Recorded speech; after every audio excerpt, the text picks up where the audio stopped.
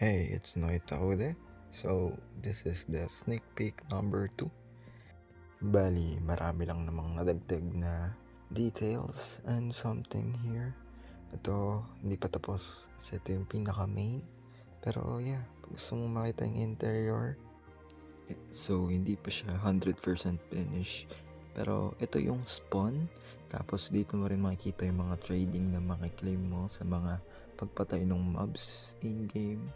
Akala ko kasi dito is para siyang napakalaking tower, then every level has a different mob and bali kada level iba-ibarang reward.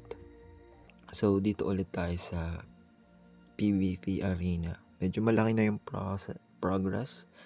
Hindi ko pa alam kung anong ilalagay ko sa gitna or gonna stay it in a barrier na lang.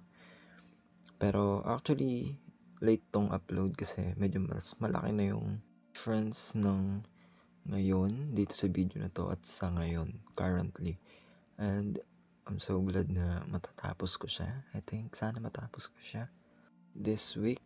Bali nagdagdag ako ng mga ganito maliliit na details. So I don't know what you call that. I think they call it infinity floor or something. Ewan ko lang kung magaganda kayo dyan, pero hindi pa kasi tapos yan. So yun, marami pa to. Yung comments namin, tinry lang namin yung NPC. Bali gumagana naman siya perfectly.